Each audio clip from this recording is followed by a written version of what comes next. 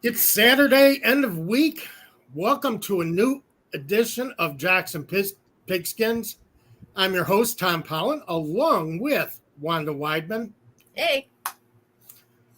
We have a full show for you this week. It's amazing how much has happened this week. You know, the Falcons have fit nearly an entire offseason into 7 days. So it's just crazy. It's nuts. Signing of two defensive players have Falcons fans dreaming of partying in New Orleans in the first week of February 2025. Now, don't tell me that's not the case, because I've been looking at X, or as I prefer to call it, Twitter, all week. Falcons fans are flying. Yeah. They can't be held down. I mean, it's just crazy. As they should be. As they should be. You're right. Yeah. I mean, they haven't had an impetus to look forward to a season like this, for years. Yeah. And they are ready to follow this team. I said a couple of weeks ago, according to Pro Football Talk, the Falcons have sold all their season ticket packages for the first time in close to 20 years. So just amazing how that's happened. And you got to wonder if that's because of the, Michael Penix, or, what really charged up Falcons fans to commit to the season like they did. But I'm sure that they're not sorry they did after this past week. So tell us, leave us some comments. Ready to party in New Orleans? Or you think that maybe some of the celebrations a little premature? We got a good following on this for this show, and I want to hear from a lot of you guys. A lot of our regulars, a lot of new people. If you're new to the show, hey, put your comment in. We want to see it. Yep. So before we get started, I want to give a shout out to the sponsor of Atlanta Sports Unlimited and this show, Prize Picks. Prize Picks will match up to $100 of your first deposit. Use the promo code ASU to support the channel and this show. So Prize Picks not only has NFL season player props, they've already posted their props for week 1 of the 2024 season. I don't have a Falcons prize pick of the week for you this week. Sorry about that, but there are plenty to choose from. So believe me, and you got to wonder if Simmons has made the prize pick list, right? At safety for interceptions or tackles or something. Now that he is locked up, I believe he has paper. He's already signed the paper that makes him a Falcon. Yeah. Judon hasn't, and we're going to talk about that in a little bit. Yeah. So, Falcons fans, as I say, are in full party mode. Started the week feeling grounded, feeling like the entire season had crashed. Lost 2024 third-round choice defensive end Braylon Trice for the season. And second-year safety DeMarco Helms for an undisclosed amount of time following their first preseason game against the Miami Dolphins. So Falcons fans went into the week thinking that they were going to have to count on Arnold Ebiketie to break through this season and be the pass rusher that they envisioned he would be when they drafted him. Or, finding a starting safety from a group that included Micah Abernathy, Lucas Dennis, who I thought had a terrible game against the Dolphins last week. Yeah. And the usual group of usual suspects. So, however, rather than waiting for next man up, Falcons had two premier defenders to help the defense, pass rusher Matt Judon and safety Justin Simmons. Why don't you give us the rundown on Judon real quick, Wanda? Well, Judon, first of all, he's 32 years old, but still has enough grit and power to get the job done up front. He has that ability to be a game wrecker, and is something that the Falcons desperately need. We've talked about that for weeks now. And granted, the Falcons could have taken Jared Verse, Dallas Turner, or Chop Robinson with the 8th pick. And that's what most Falcon fans were expecting. But instead, they deemed Penix worth more than the edge position.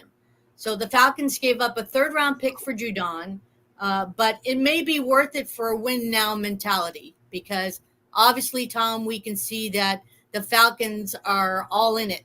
They're all in right now. Yeah. And then in a position that they failed to address in the draft, they were outbid by Chicago with Montez Sweat when they were trying to go for it.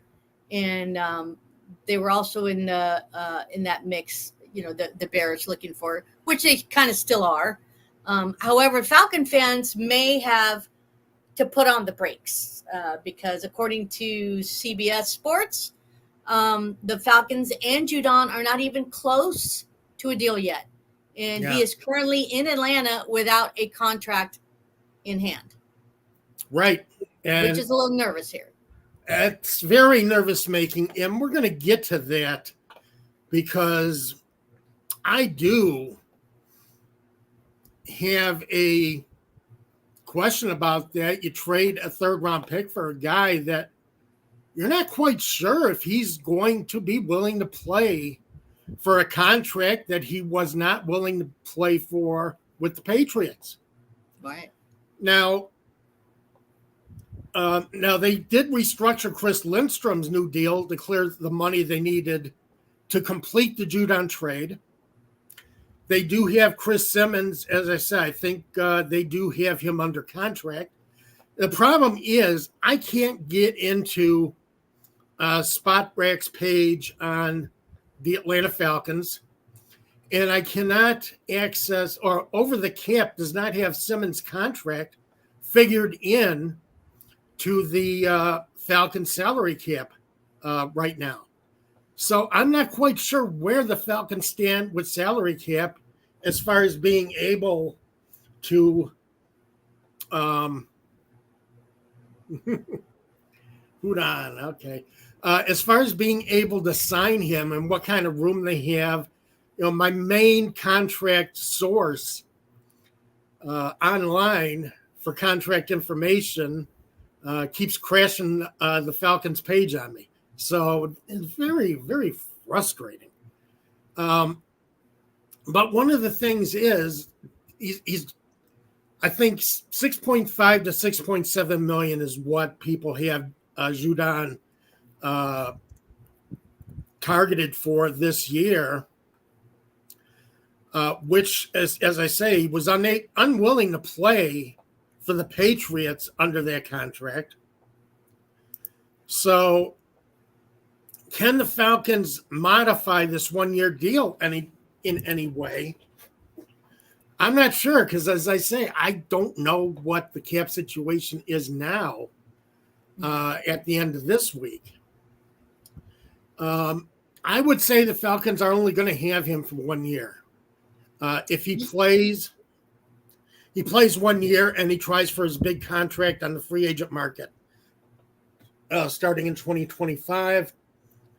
Ravens took the kickoff. They are at the 49-yard line right now, moving the ball on the Falcons defense. So we will keep an eye on this game for you and see, how the Falcons do against one of the best teams in the AFC last year. I did see that Ian Rappaport did state that the Simmons contract is a 1 year, $8 million deal with $7 million fully guaranteed. Okay. Yeah. But I think they got that under the cap. Right. Now, yes, I don't know where they stand after you put that Simmons deal into the equation. Because, as I say, Over the Cap does not show it. Overthecap.com does not show the Simmons deal among the Falcons players yet. And they show Judon as just 0 right now because they don't know what he's going to play for. Right. I don't know. What do you think? Do you think Judon does play this year? Do you think he's going to make a stink about playing for the $6.5 million? That puts him on a par, puts him in a tie for 46th on the edge rusher salary list, tied with Detroit's Marcus Davenport, $500,000 ahead of Bud Dupree. Remember Bud Dupree, Falcons fans? Yeah, he was with the team last year. Yeah, and he's about $600,000 ahead of what they're going to be paying Braylon Trice to rehab his ankle this year. So, for a guy who's a Pro Bowl caliber edge rusher, they're getting a deal. 46th on the edge rusher salary list. So, and you know what? You just have to think if the Falcons are dead serious on we're all in now, they're gonna have to make a deal with Judon and figure it out, but get it done so that he can start playing week 1 and get in there and do what he needs to do.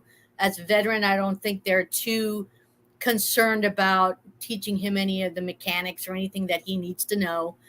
He should be a pro, ready to plug and play. But it's really just a matter of getting the logistics done. And if they truly, want to get that deal done, the time is now, and that clock is ticking. Yeah, even if it's just a 1-year deal. Yeah, if they renegotiate this 1-year deal, I could see that happening. But right now, as I say, I can't tell how much money they have available to renegotiate that 1-year deal. Yeah. Now, he played in a 4-3 with New England. I don't know, as I say, the Falcons are going to 3-4 this year. So, but I don't see that bothering a player of the caliber of Judon. So, by the way, the Ravens just punted. Falcons have the ball. So they will go on their first drive of the game. So, as I say, we'll keep up with that Falcons game for all of you while we are talking talking Falcons and Matt Judon. Picking up Judon from the Patriots. Patriots did not want to do a deal with him. I'm a little surprised at that. Because he would have been the face of the franchise, and they need a face of the franchise right now. They're starting all over. So at least he would give them a legitimate threat. I know he tore his bicep last year. But that's an injury you come back from. That's not like tearing your ACL or Achilles injury.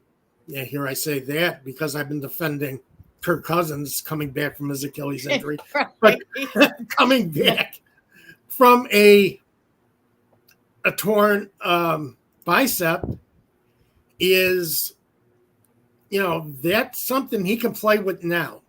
It's something he should be ready to play with now. So, yeah, it's not like you're getting damaged goods here. Let's see. We got Larry Orange, always willing to chime in with us. Larry said, I'd say let's sweeten the deal, get him in the lineup. I'm encouraged with both the signings. Larry, so am I. Yeah. Exactly.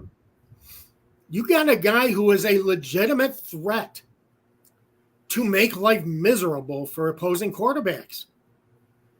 And a guy in your defensive backfield now, in your secondary, who can help Jesse Bates take advantage of that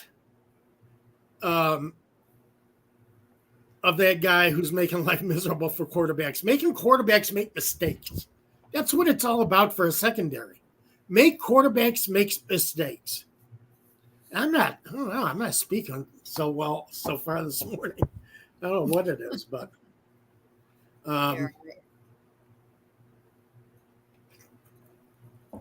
but Todd, you're right. Blank is expecting a Super Bowl now. Right. There is no other, no question about that. My question, though, is if Helens and Trice hadn't gotten injured and were still supposed to be key members of that Falcons defense in 2024, would the Falcons have made these moves? I mean, the Falcons could have made these moves earlier, but, Yeah,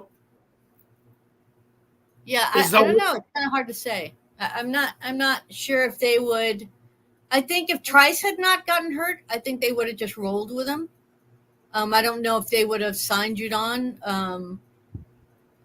Simmons, I'm not sure because he's been waiting for someone to take him because he's been sitting back there, which is shocking to me, being that he made the Pro Bowl last year.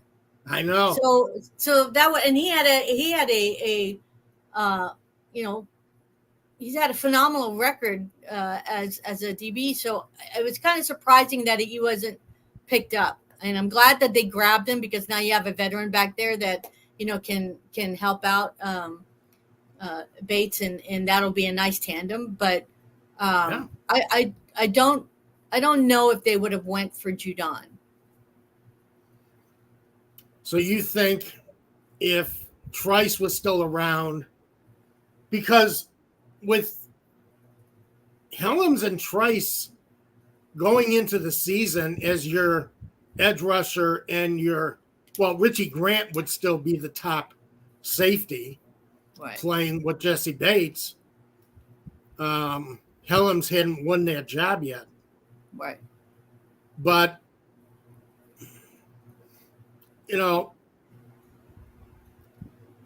I don't know if they would have made the move on Judon if Trice hadn't gotten hurt.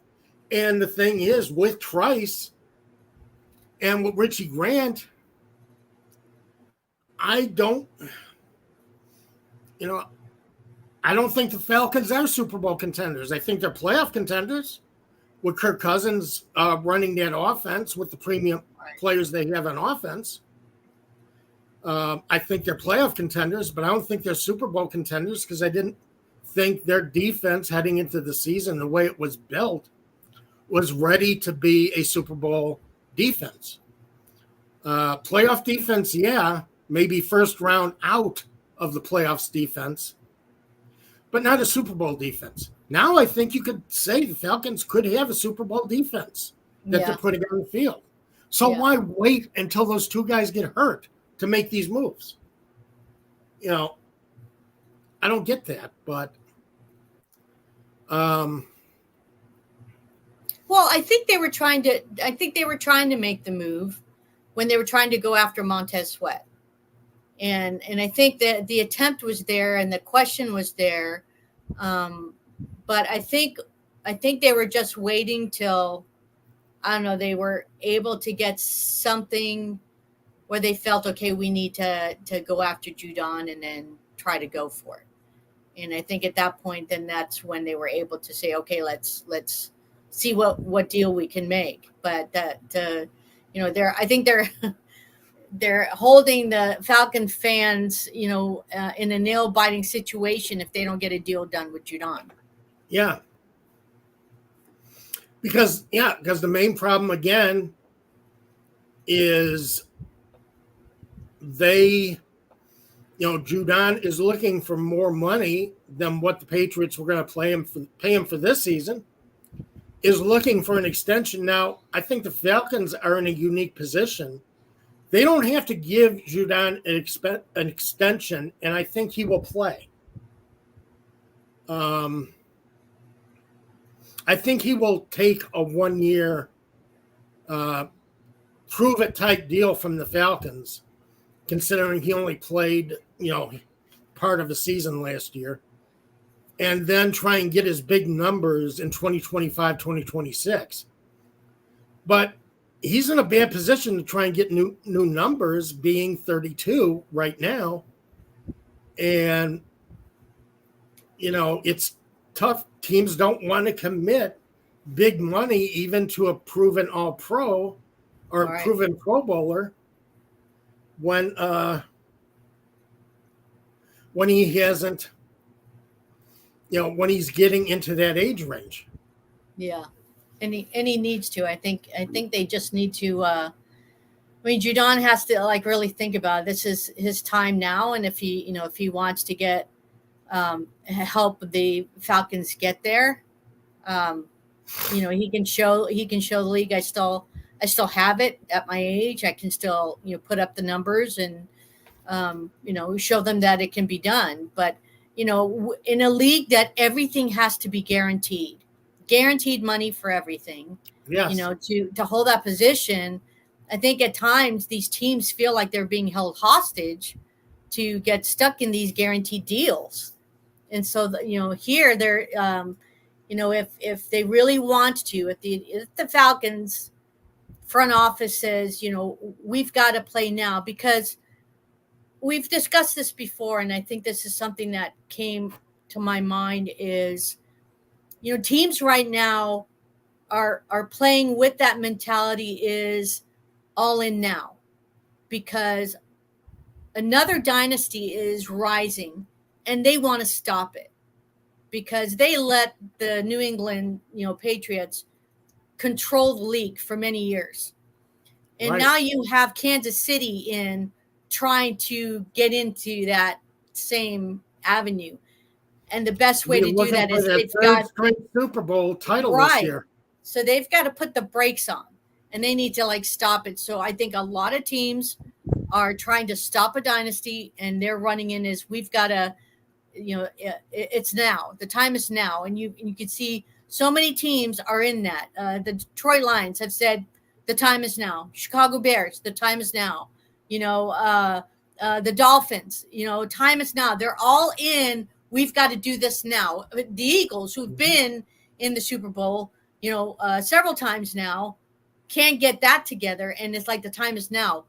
They either have to stop the dynasty that's right there at the edge of just controlling the league again, or they've got to make the power moves that's going to get their teams to the Super Bowl. Does the Falcons have that? I think this year they have enough to actually get it done. If they sign Judon, get that taken care of, I think they've got a team that can take that division and make it all the way through. If Cousins stays healthy, yes. Right. I think they've got the means of doing that. But they have to make those moves in order for it to happen.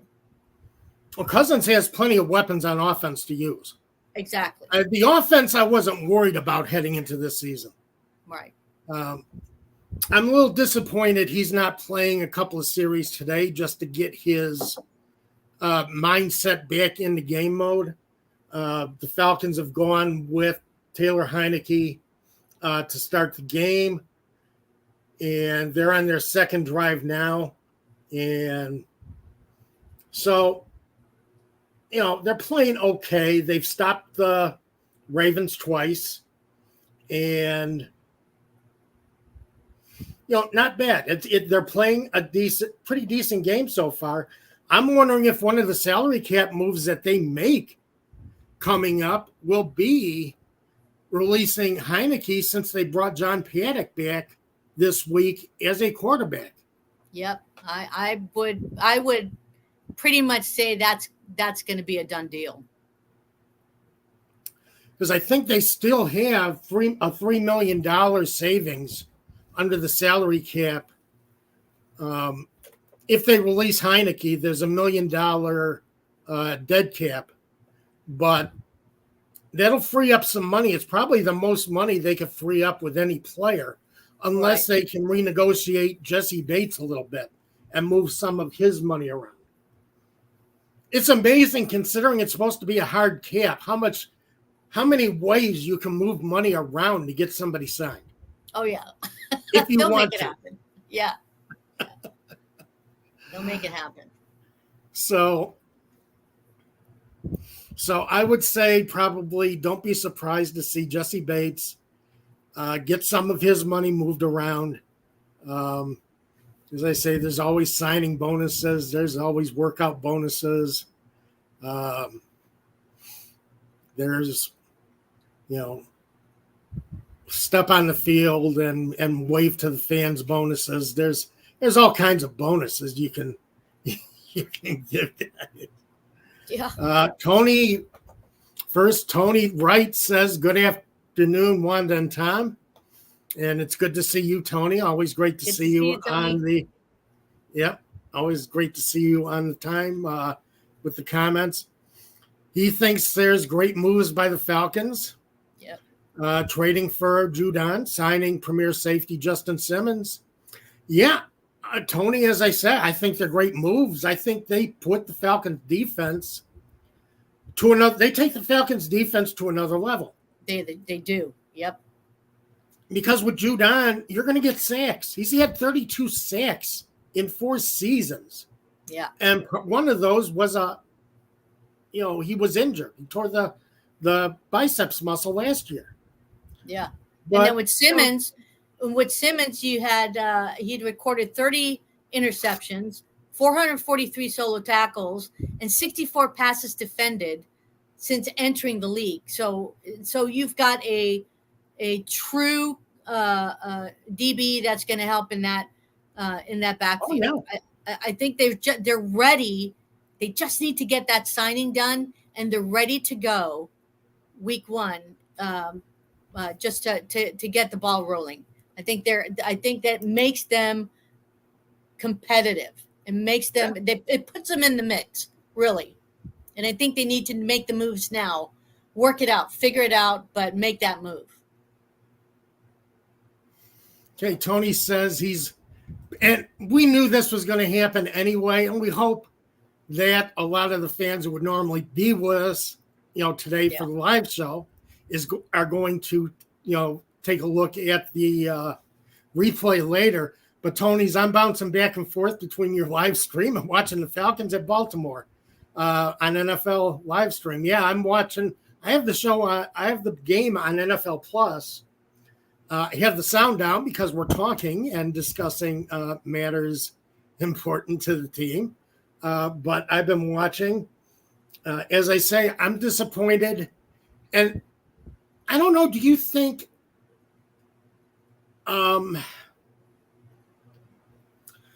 Raheem Morris maybe got a little too shied away from playing anybody of import, playing starters, playing second string? Do you think he got spooked by that game in Miami? And that's kind of kept him from giving the starters a little bit of a nod, let them shake some of the rust off. Do you think that had anything to do with his decision today? Personally, yeah, I think it did. I think he's I think right now the only focus that Morris has at this point is he's going to sit out the starters, look at who they need to cut down, find the pieces in these preseason games to get on the roster, and then move forward. My concern with Morris is I know he really wants the players to make their identity. He hasn't given the team an identity. He says he wants the players to do this. And I said there's a part of me that thinks, is that a wise thing if you're not giving them something to shoot for? Like this is who we are. This is what we're doing. Or hey, you guys figure it out, and when you figure it out as a team, then that's what we're going to become. I think if they're playing for now, give them something to chew on, to bite on, and say, okay, this is who we are. Let's be this. Let's do this, and let's move forward. So I think, yeah, there's a part of that, but I think at the same time he's just trying to protect the players so that they go into week 1 with fresh players and not having to worry about filling in those spots at the last minute. And I think that's honestly, why he's combing through, playing all these pieces in these games to see who they're going to pull, who they're going to keep. And I think at the same time, watching the other games and seeing what other players stand out so they can pull them in, and they have a cushion in the start of the year. Okay. See, as I said, I think every team needs to shake the rust off. Yeah. Starters need to shake the rust off. I agree. A lot of teams are going to play their starters for at least a couple of series this weekend, and are committed to playing their starters just to have them ready for week 1 when it rolls around. Yeah. By the way, Younghoe Koo just punched a long field goal in. I did not see the distance, but gave the Falcons a 3-0 lead over the Baltimore Ravens in Baltimore. And Tony Wright also messaged us on a play that I missed.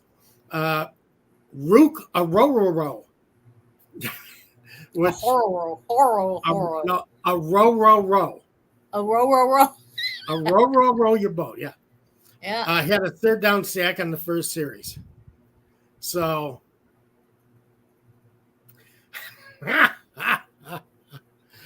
did you know you were being way too nice? I could be. I'm probably being nice, but I mean, being truthful, if you don't have a vision for your team and you're letting the team figure that out themselves, we have a problem. I mean, I like Morris, but at the same time, it's like, dude, you have to give them that. Part of that leadership is give them an identity. Yeah, let the players, sure, they gotta find their spot, but I think as they continue to grow as a team, that identity of a team together, but towards something. So I think at this point, it's you've got to do what is best for this team and roll it. So I agree. Yeah. Let these Cousins absolutely should be out there for a series to get the rust off. Action. Remember, he hasn't seen action. Right. He's got to get the rust off. And if he wants to do that, for crying out loud, let him go out there, let him do it, get the rust off, get that rhythm with the players and so on, get that feeling of the defense in his face, knowing, and do it. And I think that will really ignite the front office, ignite Morris, ignite the team. Can you imagine with the team once Cousins is out there, he's showing what he can do, get points on the board. That team will definitely have that identity. Yeah, because now they've got something where they have to have some questions because he hasn't played for a year. Who's not going to? What player is not going to sit there and go, well, he's a pro. He'll get, there is some question back there in the back of their mind. He hasn't played for a year. Is he going to be able to just get off the go and get us some points off the board? Even the teams. Yeah. Like, Kansas City. Patrick Mahomes is playing. So yeah. I don't understand. Yeah. Yeah, right. I mean, Mahomes will be playing. Mahomes always plays that second preseason game because he wants to get a feel. Yep. And Cousins has not stepped on a field, a regular NFL field, not a joint practice, but a regular NFL field with London, with Pitts, with Mooney. He hasn't stepped on the field with these guys.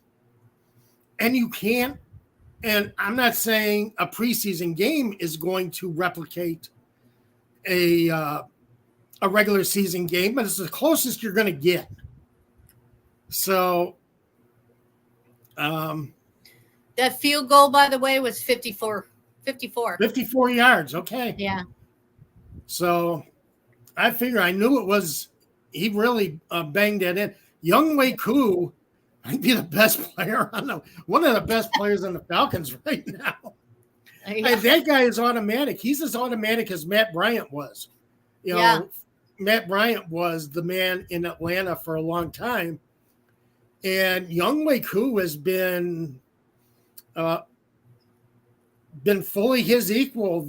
He's carried on the tradition as far as being a place kicker for the Falcons and getting the Falcons points when they can't get points themselves.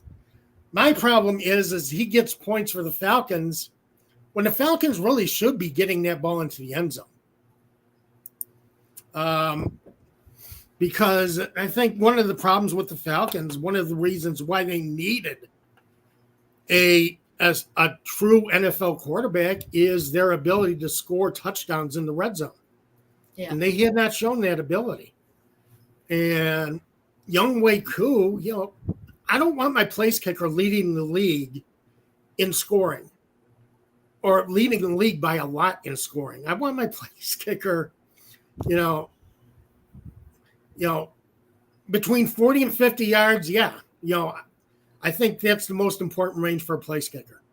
Yeah. When a place kicker is trying to, kicking from anywhere inside the 25, between the 20 and 30, you gotta, I'm not sure what this guy is trying to get to this morning. He's laughing. That was a laugh. Yeah, I know, but Yeah. Is there any particular reason? Did we do something funny? Am I funny to you? Did I do something funny? Did I make you laugh? So, Tony Wright, and this is something that I have said many times.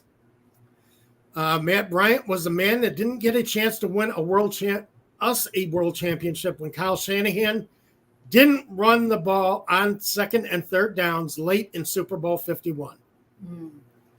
I agree. You would have taken time off the clock. You would have taken time away from Brady, and you would have put the Patriots down 2 scores at the same time. Yeah. So, putting Ryan, dropping him back, getting him sacked, and driving yourself out of field goal range, that killed the game. It kept stopping the clock and kept the Patriots within 1 score, and they took advantage of that. So I guess Slim does think, we're funny or I'm funny. Personally, I'm fine.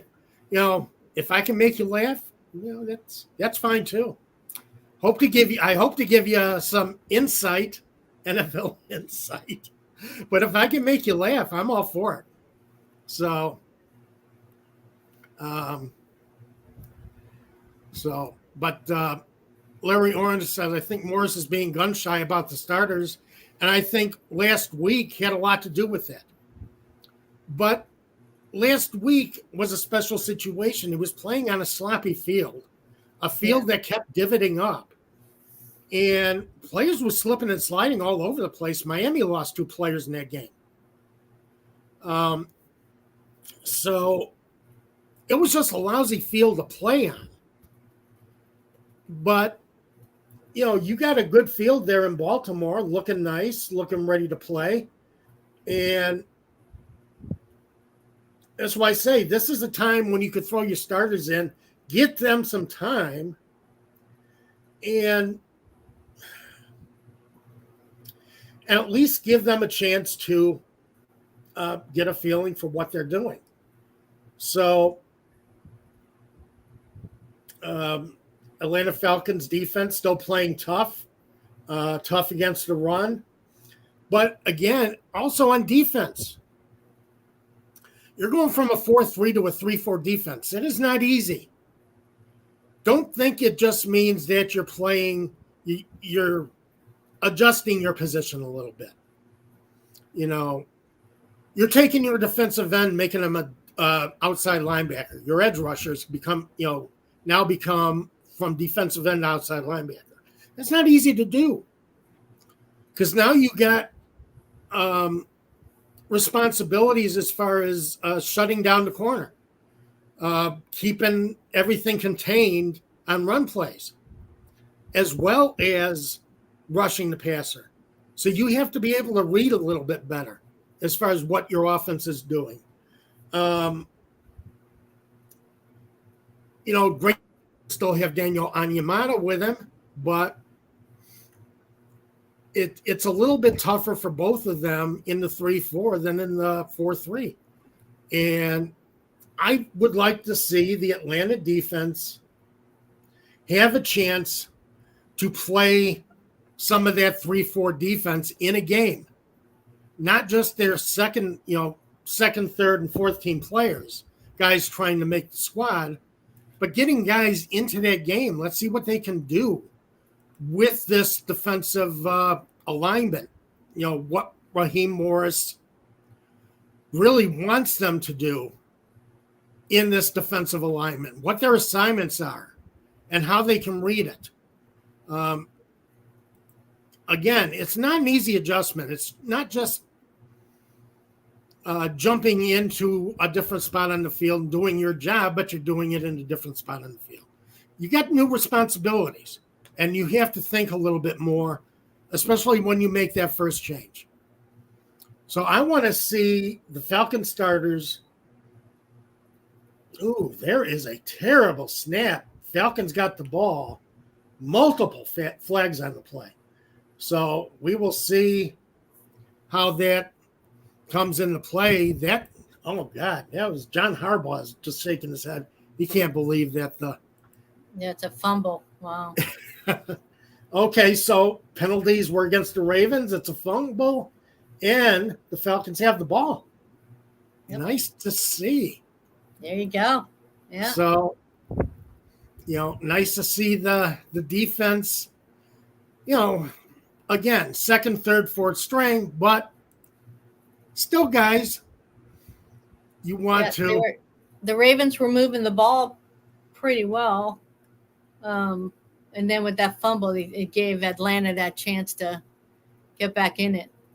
Yeah, I think they're back in field goal range now. The main thing is, if I were watching the starters, this is when I would like to see them drive the ball down the Ravens' throats and get that touchdown. Right. You just got the Ravens who made a terrible play. Awful snap about a mile above the quarterback's head. And this is the time when, in the regular season, this is the time when you can really put your opponent behind the eight ball. Force them to make a play or force them to try and keep up with you. Get that ball in the end zone. Now you got it. You're dominating your opponent because you've taken advantage of that fumble. So, but we'll see what Heineke can do with it, and the second and third string receivers. I don't think we're going to see Michael Penix in this game at all. I think. Okay, maybe in the second half. I don't think so. I think he would have started if we were going to see him. I think it's going to be Paddock and Heineke the entire game.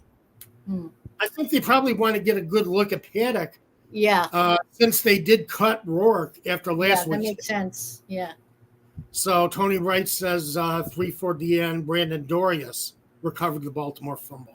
Yep. Thanks, Tony. Thanks a lot. As I say, I'm watching it, but it's hard to keep up with it sometimes because I don't have the sound on.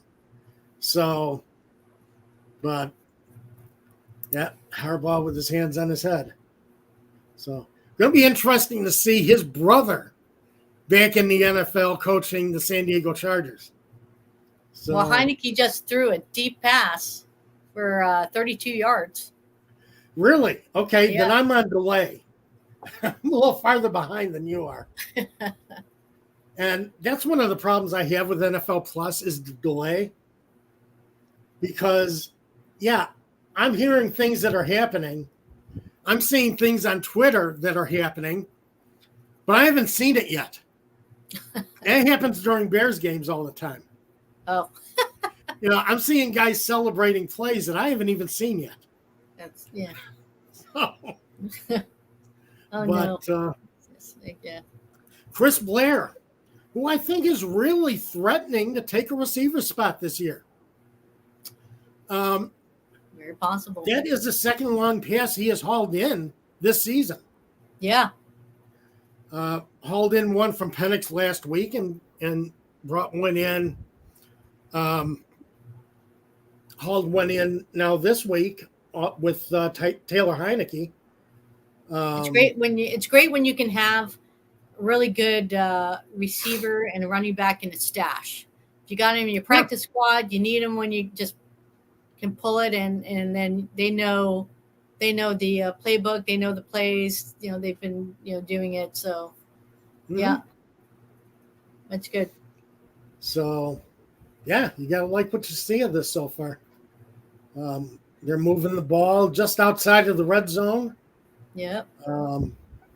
So Falcons are making life difficult for the Ravens here in the first half. Jace McClellan with that last carry, and he's going to be giving some competition for running back spot on this team. So between him and Carlos Washington, it's going to be interesting to see who wins that third back spot behind Bijan Robinson and Tyler Algier. I'm gonna claim it right now. I'm gonna say it's Washington. You're gonna say it's Washington. I'm gonna say you liked Washington after last week's game. I did. I thought he played phenomenal, and McClellan right now I haven't seen anything really jumping out at me, so I'm gonna stick with Washington. Let's see if he plays the remainder of the game, and we'll see from there. Yeah. Okay. Just tried to get the ball to John Fitzpatrick, tight end. Ooh. Going for another Younghoe Koo field goal from 40 yards out. He's missing it. He missed it. Wide left. He missed it wide left. He hooked it left. Oh, my God. Had a chance to. That's a rough one. Yeah. You got to make your opponent pay for those turnovers. Tony, again, he's watching the game, says draft picks, Rook Aroro,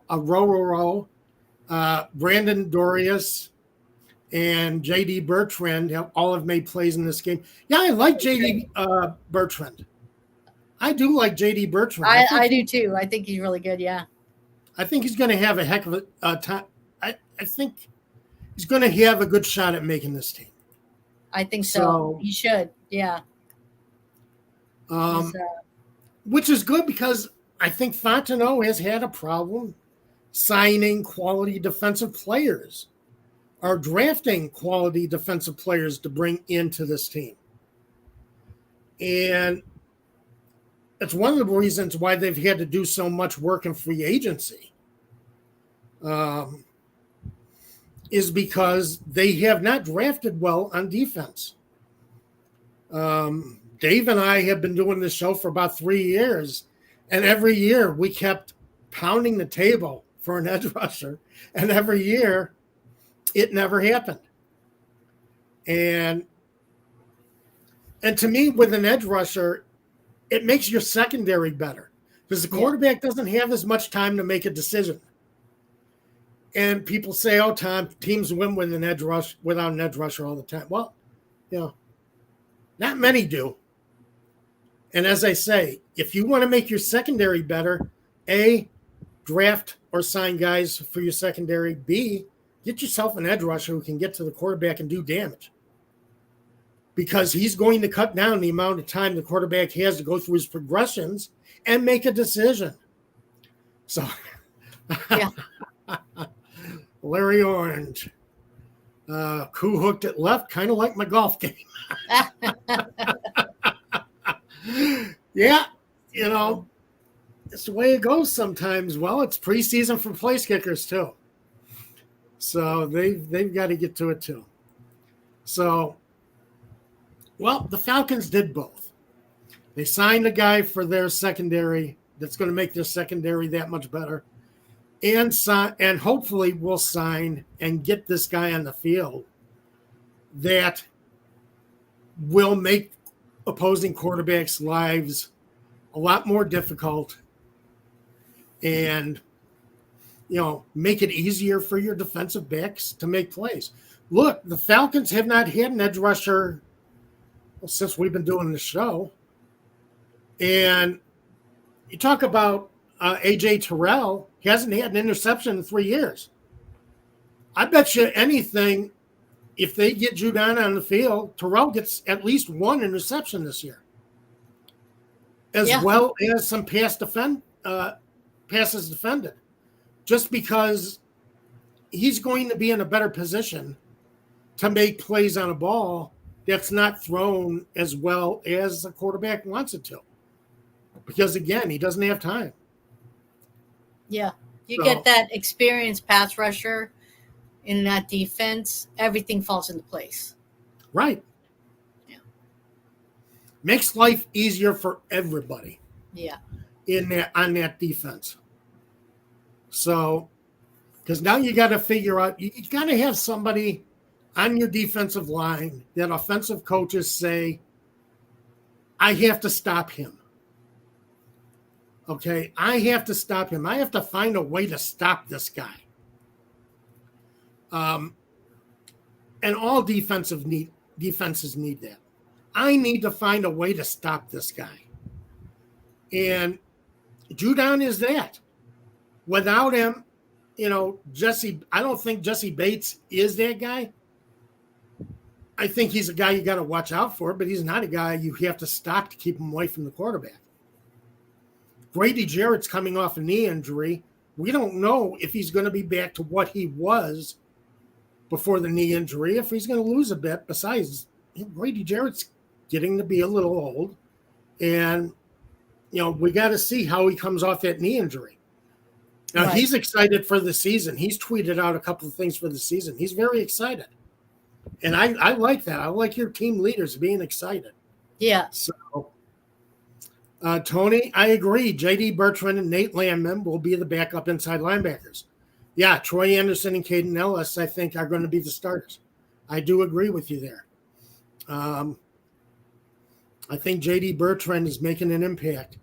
And Landman made an impact last year. Really impressed me last year. So I'm looking for a more solid Atlanta Falcons 7-man defensive front. I want them to be a more effective 7-man defensive front. And the only way you do that is to get Matt Judon on the field. And well, J.D. Bertrand, I watched play in Notre Dame. He was an excellent linebacker. So I think he's going to be a key player, and he'll pick up even more because he was coming off of an injury. So once he gets acclimated, he's going to be extremely helpful to the Falcons. Yeah. Well, Nate Landman built himself up from second string to basically being starter last year. Yeah. He just got better as the year went on. And it's nice to be able to have players that are going to do that. Troy Anderson's another draft pick that the Falcons have done well with, but they haven't done well with enough defensive draft picks. And that does make life interesting when you have to sign players to bring them in because you haven't drafted well. Right. On offense, they drafted great. The offensive line is in place. You got your quarterback, got your running back. You could play 12 personnel because you got 2 tight ends who could be on the field at the same time. And Zach Robinson loves to play 12 personnel. So there's no problem with that. Kyle Pitts is enjoying having Kirk Cousins as his quarterback. And, the offense I'm not worried about. It's this defense. But if I see Matt Judon get on this field. So far the Atlanta defense has been pretty good in stopping the run in this game. Oh, they've been very good at stopping the run Yeah. in this. Yeah. They just had a negative run. The Ravens just had a -1 yard, so they're doing their job. Yeah. So there is talent there. Simmons ups that talent base. Judon sends that talent base, really blasted off. And I think Atlanta fans, make your reservations, or at least look at reservations for the first week in February, and want to party down on your biggest rival's turf. And I think the Falcons have a chance to do that this year. So, go ahead and tear up New Orleans. It won't be Mardi Gras till March 4th. So go ahead and tear up New Orleans prior to Mardi Gras. Go do it. Wanda, we are out of time. All right. Been a fun show. We had a lot to cover today. We had a lot of input today, which I always enjoy. And I just want to make one more push for Prize Picks, sponsor of the channel and the show. So sign up with Prize Picks. Get a match of up to $100 on your first deposit. Use the promo code ASU to support the channel and this show. And as I say, Prize Picks has your NFL season player props. They also have your week 1 player props up. And you got a couple of weeks to look at them. So take a look and see what you like. Sign up and support the show. So, Wanda, as I said, I think we're going to have plenty to talk about next week, too. Yeah, for sure. Because, with the salary cap situation and trying to get Judon on the field, I think we're going to be talking quite a bit next week.